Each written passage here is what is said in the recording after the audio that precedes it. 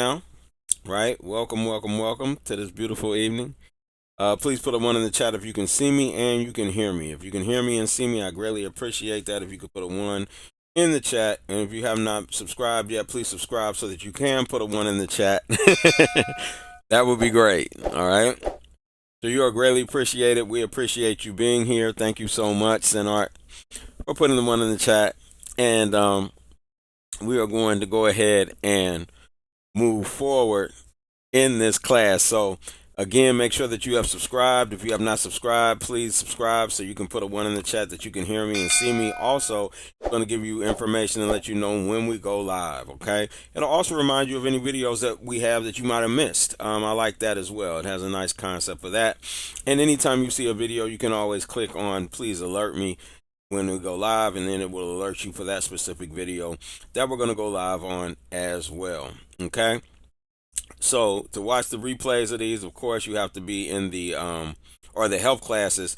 This would not be considered so much a health class as an informational, so it will be available on YouTube as well. But normally, it's only available on the replays are only available on Patreon. All right.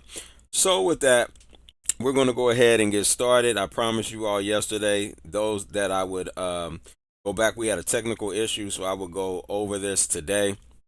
And a full video on this, I think it's beyond worth it.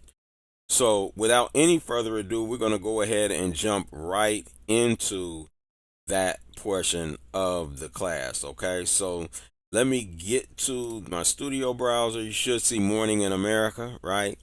And I'm going to play this video. And what today's class, of course, is going to be on is the FDA changes what the definition of healthy. Okay, they changed the definition of healthy on food labels for the first time in 30 years. This is extremely important, right? So we want to see exactly what it's saying, and we want to see if it's a significant victory or if it's an actual impediment, okay, to us. So I'm going to hit play. We're going to watch this video, and then I'll be right back. So for the first time in 3 decades, the FDA is now redefining what makes food healthy with new labeling to go along with it. So now foods like white bread won't fit into that category anymore, while fatty fish does. News Nation's Elizabeth Pran joins us now to explain. Elizabeth, okay, get us up to speed here. What criteria is changing, and how do we know as a family what's best for us when we're shopping? Well, our grocery store trips are going to look a little bit different, Marquise. So it's been 3 decades since the early 90s. The FDA is really redefining what deserves that healthy sticker on products. So perhaps those cereals are not going to be on the list anymore. They're not going to be off the shelves. They're just not going to have a healthy emblem outside the box. So what are these new requirements? They're just essentially more strict. So the items have to have a whole food, like an egg, a meat product, a low-fat protein, fruit, vegetables. I want you to pay very close attention to what she just said. She said that it must have what? A whole food. It must be a whole food. So no longer if they have sugar or salt in it, that's not a whole food. That can not be considered healthy. Right? If it's not a whole food, juices cannot be considered healthy because they're not a whole food. You understand what I'm saying? So it has to be a whole food for it to be considered healthy. That's number one. Vegetable, and then they have to reduce the number of added sodium, added sugar, saturated fats. These are all really just redefining what we're seeing on that nutritional information on the back of a package. I spoke with Dr. Erica Schwartz. She's been having patients come to her office for the past 3 decades, working on prevention, working on portion control. She says this is a long time coming. Medical school has no education on nutrition to this day, which is obscene. Key point. Now, this cannot be aired on the news. It cannot be aired on the news. I want you to be very clear.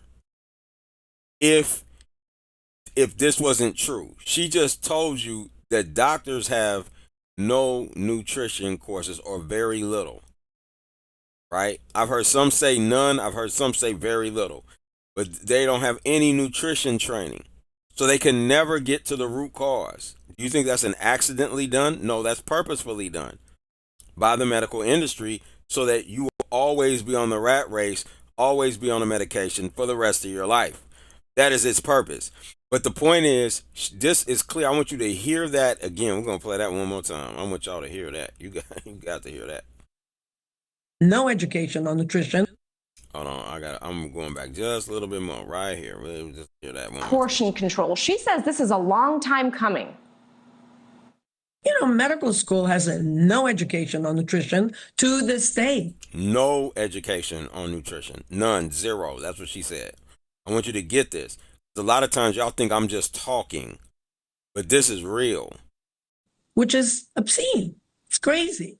There's so many ways, start helping each other, making our lives better, eliminating the labels and improving the quality of our lives. She went on to say, look, it's taken 30 years to see this small incremental change. It could take 20 or 30 more to see more changes. But doctors like her, internists like her say, listen, we welcome any change. Marquis? And it's also crazy to think that salmon didn't make that list before these changes were enacted. And that's crazy. She's a doctor who said that. That was a doctor speaking that you were just listening to. Elizabeth, it's, to your point, it's been more than 3 decades since we've seen change. So what exactly prompted this? Yeah, I think that the Biden administration was just feeling the pressure. I mean, this has been since 1994. You mentioned Sam. I'm in total disagreement, and I'm going to show you in a minute. It had nothing to do with the Biden administration. They might have felt pressure, but what they feeling pressure from, the FDA is about to feel pressure from, and they making changes right now because Robert F. Kennedy's about to step up in there, right? That's why they making these changes. I'm going to show you in a minute. Look at avocados, look at nuts, look at olive oil. All of these weren't really high on the priority list because they had too much fat. So we're seeing the redefinition. We're seeing the redefinition of some of those loopholes. So if you look at items like a sugary cereal, they added vitamins and minerals to make that cut, to make the healthy list.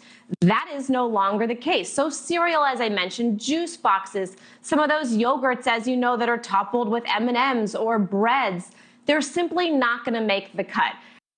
Isn't that beautiful? That is wonderful. That right there deserves a kudos. Yes. Yay. Let's do it again. Yay. That is beautiful. Now, I mentioned over the next few months, people are always looking for timelines. Something like this is not going to change very quickly.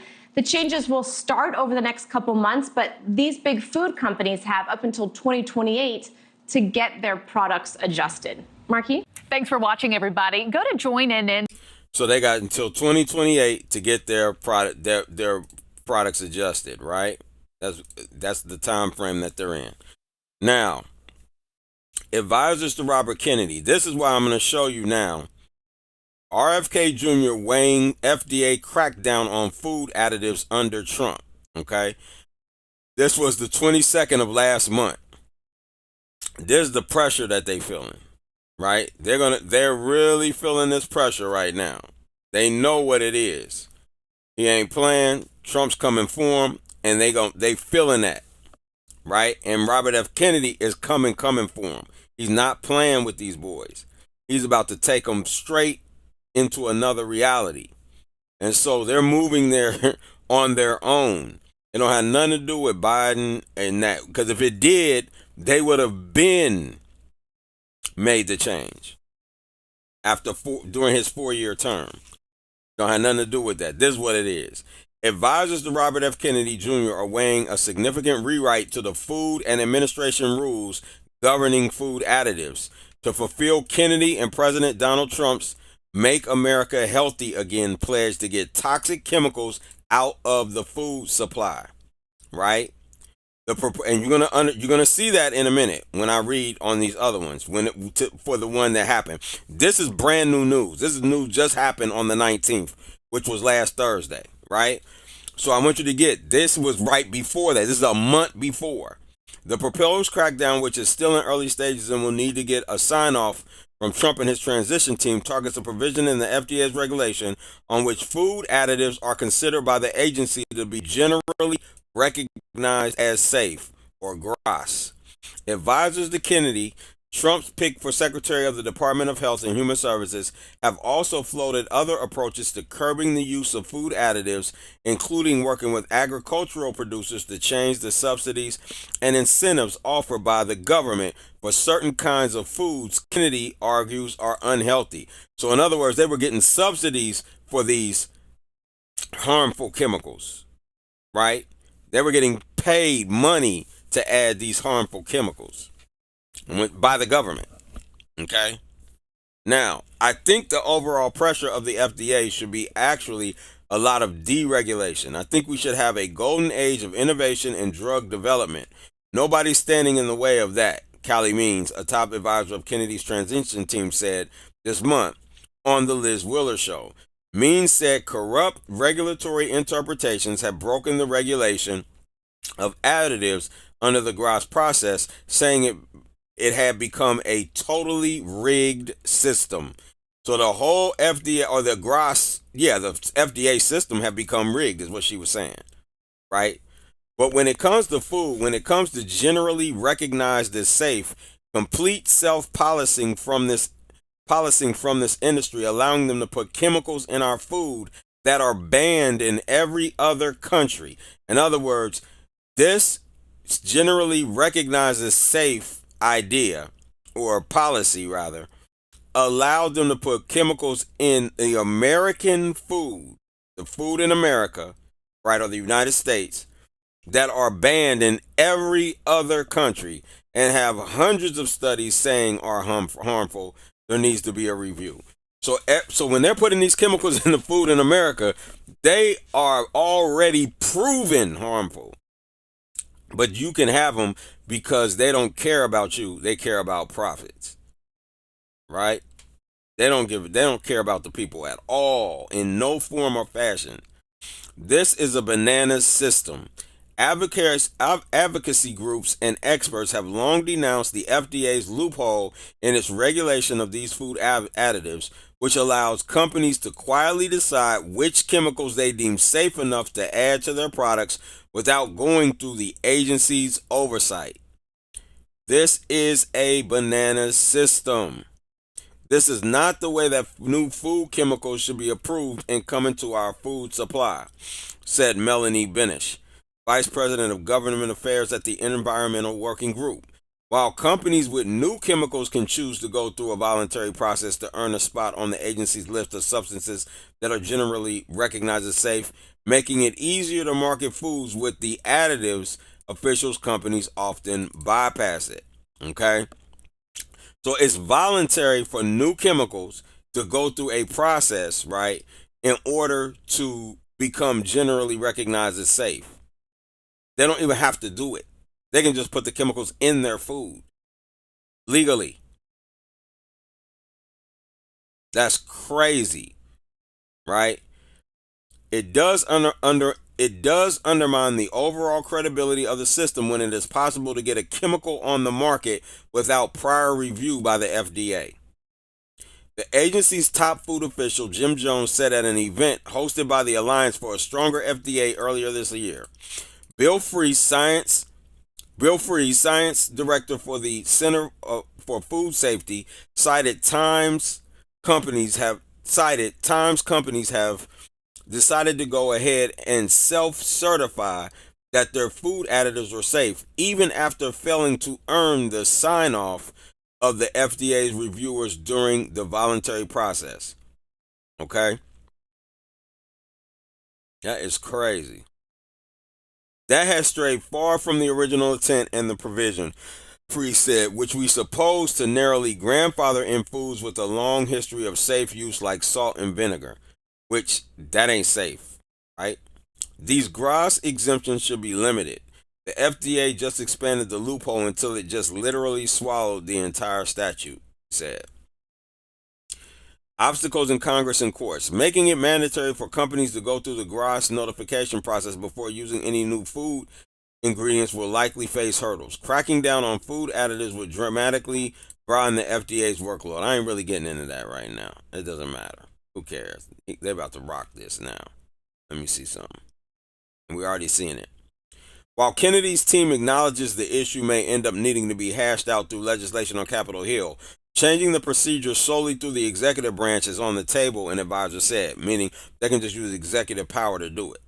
Kennedy has previously said he is asking Trump to declare a national emergency, but not for infectious disease, but for chronic disease.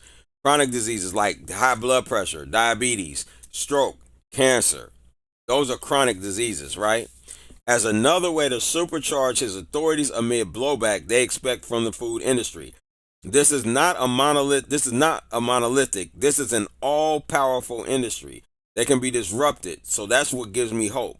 The voters and President Trump's microphone are on our side, Mean said. Right? So this is amazing because it's actually going to force them to start bringing good food over these next 4 years. There's going to be some major changes. And if you study Kennedy, you're going to understand his stance on these products. He's a lawyer too. So he's taken several companies to court and sued them when it comes to food. So he understands this inside and out. This is going to be very, very good. So the Consumer Brands Association, an industry group representing several large companies, Kennedy has criticized, like cereal maker WK Kellogg. Remember, a box of regular cornflakes is 9 spoonfuls of sugar. Right? That is crazy. Regular cornflakes. We ain't even talking about corn frosted. I'm talking about regular cornflakes. And soft drink company Coca-Cola said in a statement that keeping consumers safe is our number one priority. Now you believe Coca-Cola and Kellogg believe that keeping their consumers safe is their number one priority? Please, if you believe that, I got a bridge to sell you in New York. Right? I mean, it's ridiculous, man. This is crazy. The federal regulatory agencies within HHS operate under a science and risk-based mandate, and it is critical that framework remains under the new administration, Sarah Gallo, Senior Vice President of Federal Affairs for the association, said in a statement. Gallo has previously said the food industry would be open to the FDA taking a more proactive role in hopes of negating the ill-advised and disruptive state-by-state patchwork of legislation that have stepped in to ban some additives. As the largest domestic manufacturing employer supporting more than 22 million American jobs, we are prepared to work with the confirmed, appointee, and qualified experts with HHS to support public health, build consumer trust, and promote consumer choice. Meaning they're willing to work with RFK, right? That's what they're saying right there. And they're going to, and they know who he is, and they know what he understands, and they know what he's going to bring to the game, right? So this is going to be big. It's going to be powerful. I'm super excited about it. I'm telling you. I can't wait to see these changes come down the pipe. Right? So that's the end of that article. Now, the FDA, in this one, finalizes updated healthy nutrient content claim. Okay?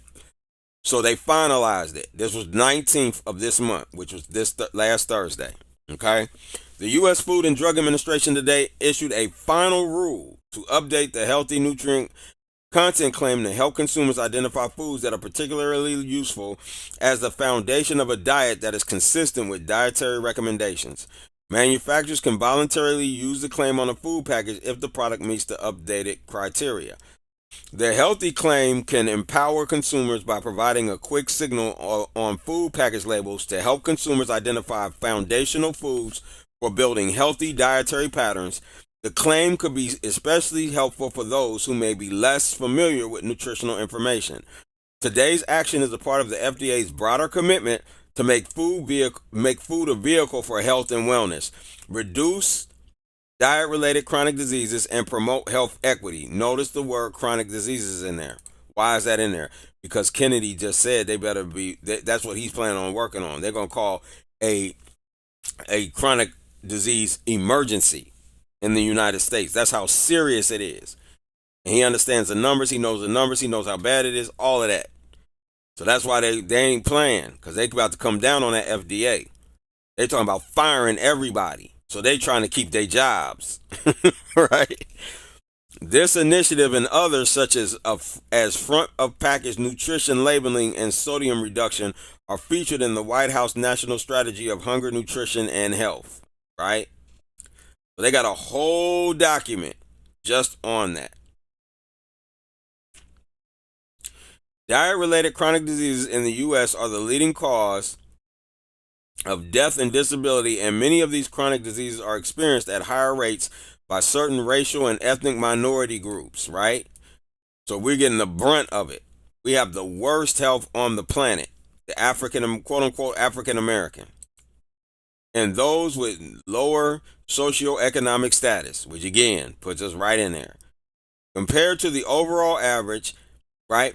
Healthy eating patterns, which include foundational foods like fruits. What do we have? I told you. See, they're always going to start with, they know the truth.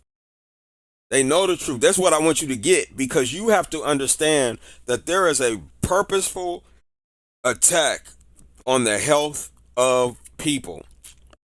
They know the answer. They know what's good for you. They know what's healthy. They know it. Right? But they give you the death on purpose. Right? So it says, which include foundational foods like fruits, vegetables, fat-free and low-fat dairy, and whole grains are associated with the improved health. Though we know this is not the optimal, it is way better than what they've been offering, right? Are associated with improved health, such as reduced risk of cardiovascular disease, heart attack, type 2 diabetes, certain types of cancers, and being overweight or obese, right?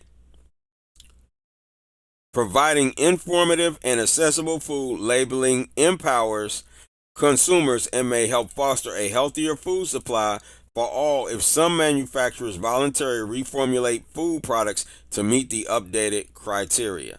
Okay? Extremely powerful. Now, the updated criteria for the healthy claim are aligned with current nutrition science. So this is the updated criteria. This is important. I'm going to read this. The diet, and it's aligned with current nutrition science. Okay? So now they're talking about the Mayo Clinic, really. Because they've been battling for this, right? So, but current nutrition science, the dietary guidelines for Americans, and the updated nutrition facts label, which requires the declaration of added sugars. Okay? So on the labels that were out, I don't know when they're going to roll this out. They said by 2028, everybody has to have it on there. So we can't trust the labels still. We really can't trust them, right? Even with this, because it's not good enough. But we can't trust any labels until 2028 totally rolls out, right? So, which requires the declaration of added sugars. The updated criteria for a healthy claim include, because they were adding sugars, and apparently they didn't have to tell you. And then the chemical piece we just read, that's ridiculous. You missed that, you need to go back and rewatch this, because that was deep. The updated criteria for the healthy claim include nutrients to limit and identifies foods that help consumers to build a diet consistent with current recommendations. To bear the healthy claim, a food product needs to contain a certain amount of food group or equivalent, meaning a whole food. It's got to have a certain amount, it says, of a whole food from at least one of the food groups or subgroups, such as fruits, vegetables, fat-free and low-fat dairy, etc., recommended by the dietary guidelines. Adhere to specific limits for the following nutrients. So they created limits. They didn't say you couldn't have it in there, but they created limits on saturated fat. There's new limits on saturated fats, sodium, and added sugars. As an example, to include the healthy claim on the package, a cereal needs to contain a certain amount of whole grains and adhere to limits for saturated fat, sodium, and added sugars. Nuts and seeds, higher fat fish, such as salmon, certain oils, and water are examples of foods that did not qualify for the healthy claim before, but are foundational to a healthy eating pattern and recommended by the dietary guidelines. So let's look at this. I want y'all to pay close attention. If you notice, these are the things we've been talking about, aren't they? They added nuts and seeds, higher fat fish because of the omega 3s, right? So though I don't agree with eating fish, but usually when a person starts on pescatarian, if they're going to start there, I say good because there's omega 3s that they're getting, the EPA and DHA that they need to balance out. That's a good thing right there. Such as salmon, certain oils and water are example of food. So water what couldn't be called healthy. Now it can. Nuts and seeds weren't considered healthy. Now they are. Okay? This is important. Super important. These foods now qualify to bear the healthy claim. Many foods that fit into a range of budgets, such as some peanut butters and canned fruits and vegetables, also qualify. Manufacturers who choose to use the healthy claim have 3 years to conform, but can use the new criteria sooner. Okay? On a separate but related track, the FDA has also continued to explore development of a symbol that manufacturers could use for food labeling to show that a product meets the criteria for the healthy claim. Having a standardized graphic to show that food meets the criteria for the healthy claim would further support the FDA's goal of helping consumers to identify food products that can be the foundation of healthy and eating patterns. The FDA will host a stakeholder webinar to provide an overview of the final rule and address questions. Okay? More information on that webinar will be released shortly. Okay? That's very good. Now, this is the second. Does anybody got any questions on anything before I continue?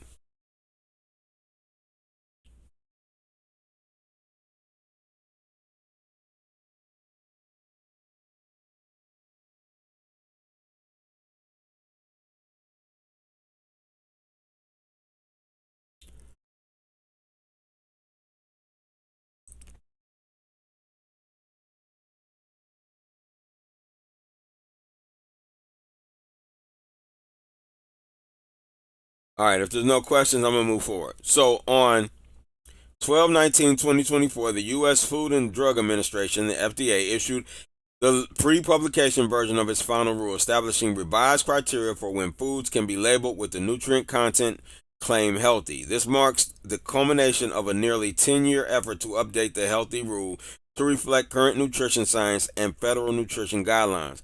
Covington's client alert on FDA's 922 proposed rule summarizes these efforts. The final rule largely adopts the food group equivalent approach to the healthy claim that FDA presented in its proposed rule. Subject to certain key changes outlined below, the compliance date for the rule will be this is when you have to comply. So February 25th, 2028. But manufacturers can begin to use a healthy claim in accordance with the new requirements as soon as the rule is in effect. FDA also indicated an intent to issue guidance before the compliance date to help ensure compliance with the new requirements. Okay. So 1. Healthy claims are subject to the rule. The rule provides that healthy claims are implied nutrient content claims and thus subject to the rule's criteria if they suggest that a food might help consumers maintain healthy dietary practices due to its nutrient content, where there is also implied or explicit information about the nutrition content of food, right? So in other words, if they're saying that this is going to help you in your health, basically, they have to have the healthy symbol, okay, to be able to do so. So no more can they say something is heart healthy and it's got mass sugar in it, like cereal, right? Just because one ingredient might be heart healthy, the whole package now has to be heart healthy, right? That's the key. That's the change. That's the big difference, okay? Now, the next thing is, it says, let's continue. The latter part of this definition offers the FDA's previous regulatory definition, which stated that healthy claims are nutrient content claims only when made in connection with an explicit or implicit claim or statement about a nutrient. Healthy contains, therefore, healthy contains 3 grams of fat, right? While FDA describes that this is a minor revision, that aims to bring the healthy definition in line with the updated criteria for the healthy claim. It is possible that this change could subject a broader universe of claims to the healthy rule. For example, FDA notes under this revised definition, information presented in voluntary front of pack icons such as my plate and facts up front could provide the requisite nutritional context to establish an implied nutrient content claim. When used on a product label with a healthy claim, stakeholders should therefore closely consider whether this change could affect the regulatory status of any healthy claims they make on their labels, right? So these are two other things, my plate and facts up front, right? These could be enforced as well, which would be great. When can foods make healthy claims under the rule? The final rule adopts the food group equivalent framework that the FDA outlined in its proposed rule. Under this framework, foods making a healthy nutrient content claim must 1. Contain a certain amount of food from at least one of the food groups, as we read before. 2. Referred as food group equivalents. So FGEs, these are food group equivalents. Now that we got to look into. Let's look at that. So let's read this. I got to read this whole thing. That sounds like a trick to me. And I got to make sure it's not. Must 1. Contain a certain amount of food from at least one of the food groups or subgroups recommended by the dietary guidelines for Americans. 2. Oh, that's not 2. Referred to as food group equivalents. Okay, got it. Or subgroups. What's a subgroup? I got to figure that one out. That's something key that I gotta look into. Hold 1 second. I got to get some water. All right, so 1. Again, we'll do it again. Contain a certain amount of food from at least one of the food groups or subgroups recommended by the dietary guidelines for Americans, referred to as food group equivalents or FGEs. And 2. Fall below specific nutrient limits for added sugar, sodium, and saturated fat. So we got to look into these subgroups. What is a subgroup? We need to know that. That's super important.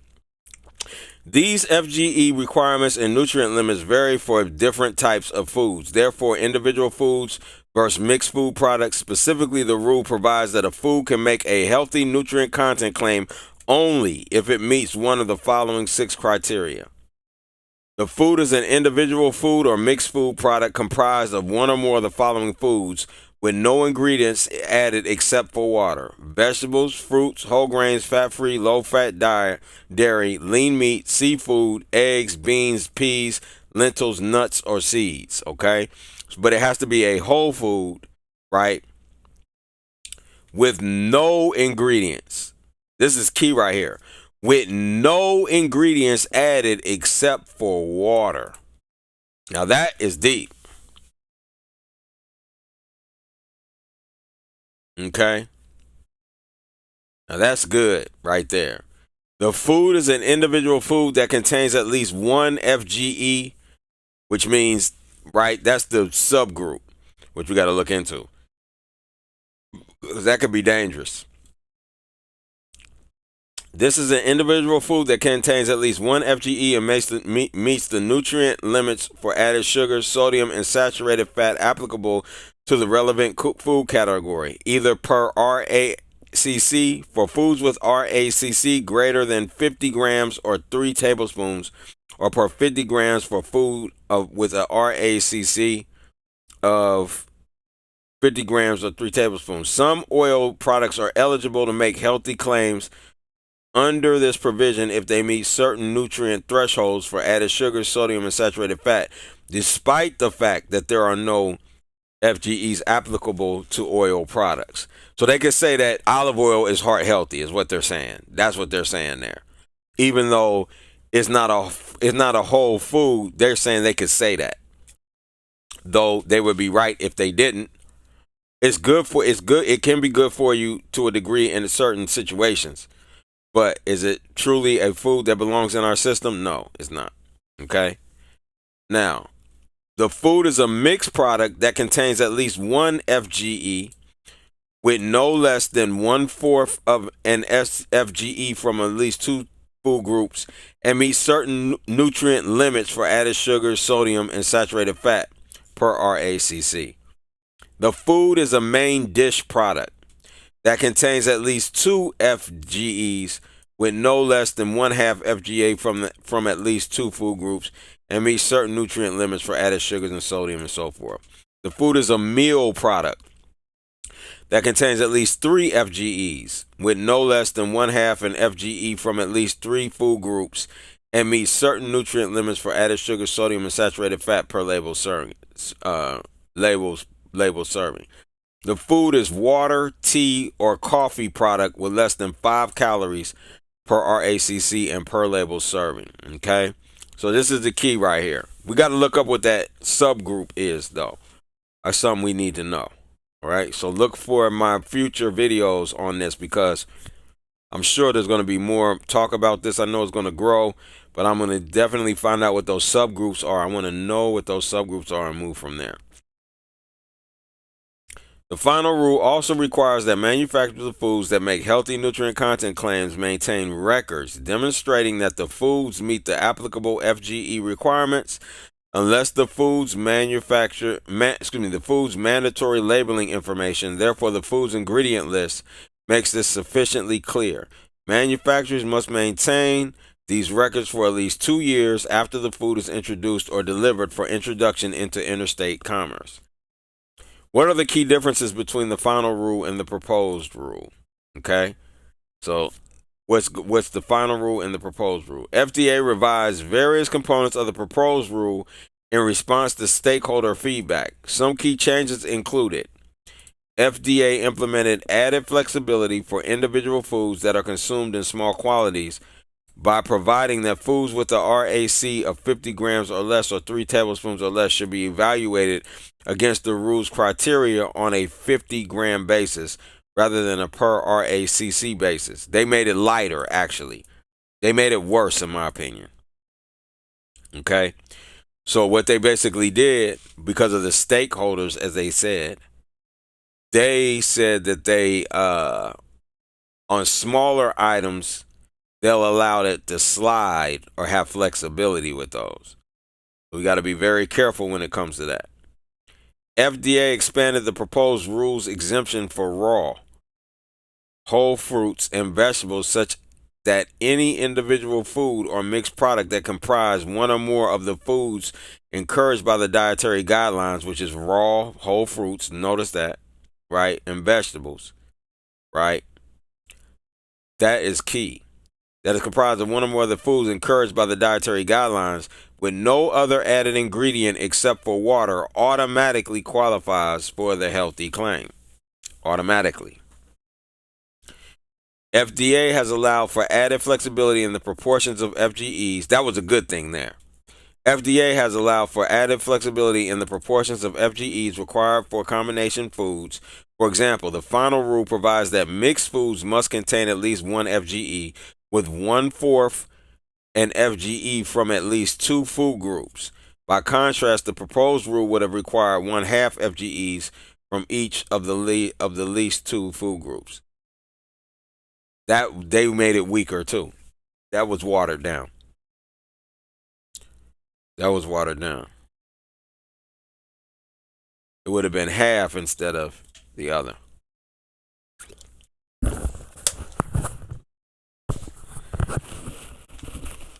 FDA streamlined the nutrient limits for mixed products, main dishes, and meal products so that each category has only one limit for sodium, added sugars, and saturated fats, rather than separate limits for food groups within each category. Okay? FDA increased the sodium nutrient limit for mixed food products, okay, as well.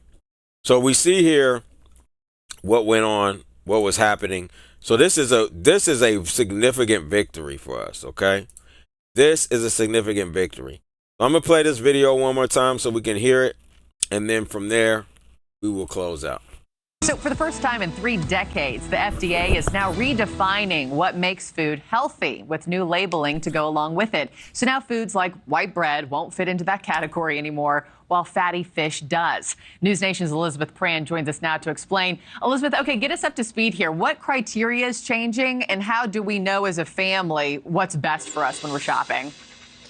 Well, our grocery store trips are going to look a little bit different, Marquis. So it's been 3 decades since the early 90s. The FDA is really redefining what deserves that healthy sticker on products. So perhaps those cereals are not going to be on the list anymore. They're not going to be off the shelves. They're just not going to have a healthy emblem outside the box. So what are these new requirements? They're just essentially more strict. So the items have to have a whole food, like an egg, a meat product, a low-fat protein, fruit, vegetable, and then they have to reduce the number of added sodium, added sugar, saturated fats.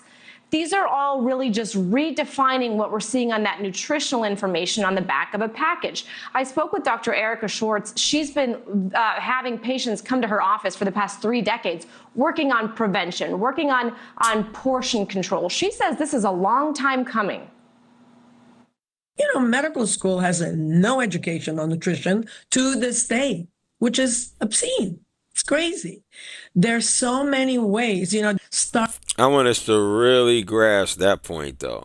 No nutritional education. Period. That is crazy. Start helping each other, making our lives better, eliminating the labels and improving the quality of our lives. She went on to say, look, it's taken 30 years to see this small incremental change. It could take 20 or 30 more to see more changes. But doctors like her, internists like her say, listen, we welcome any change. Marquis? And it's also crazy to think that salmon didn't make that list before these changes were enacted. Elizabeth, it's, to your point, it's been more than 3 decades since we've seen change. So what exactly prompted this? Yeah, I think that the Biden administration was just feeling the pressure. I mean, this has been since 1994. You mentioned salmon. Look at avocados. Look at nuts. Look at olive oil. All of these weren't really high on the priority list because they had too much fat. So we're seeing the redefinition. We're seeing the redefinition of some of those loopholes. So if you look at items like a sugary cereal, they added vitamins and minerals to make that cut, to make the healthy list. That is no longer the case. So cereal, as I mentioned, juice boxes, some of those yogurts, as you know, that are toppled with M&Ms or breads, they're simply not going to make the cut. Now, I mentioned over the next few months, people are always looking for timelines. Something like this is not going to change very quickly. The changes will start over the next couple months, but these big food companies have up until 2028 to get their products adjusted. Marquis? All right, so basically, the good question, Yade. What do we get from what do we get omega-3 from besides seaweed? So the answer to your question is nowhere that I'm aware of. The omega-3 EPA and DHA that you need is coming from seaweed. Once you get back in balance, that's why the balanced oil is so important. Once you get back in balance, then what will happen is you will be able to get the ALA. Yeah. So as I was stating, once you get your EPA and DHA back in balance, that's why the balanced oil is so important. Is because once it's there, now your normal ALAs, the ALA omega-3 will be enough for you to stay balanced. The reason you're so far off balance is because you ate wrong all your life. And so your EPA DHA will grow. Also, you have to recognize too that or was already up when you started eating right. But when you started eating right, the only thing you were getting was ALA. You're only getting omega-3 ALA. So now what we have to do is we have to get omega-3 EPA DHA, and that's going to come from seaweed, right? It's the only way that I know of to get it, period, as a vegan, period. There is no other way to get the EPA DHA. Because where the fish get it from is from the seaweed. So you're going straight to the source. That's where they get their EPA DHA from. It's seaweed. Right? So that's how you get it.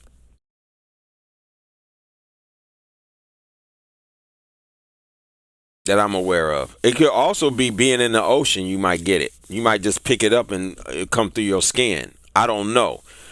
I can't prove that, right? I don't know the answer to that. But what I do know is that you get the EPA DHA from your from the seaweed.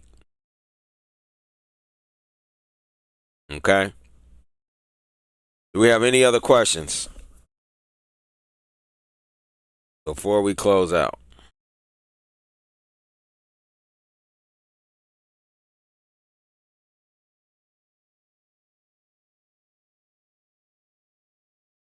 That's an excellent question.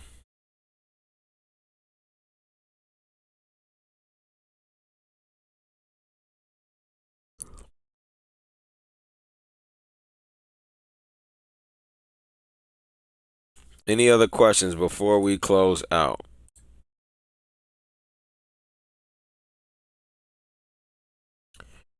All right, if there's no other questions before we close out, I appreciate you all. I will see you all at the top of your health journey. Peace.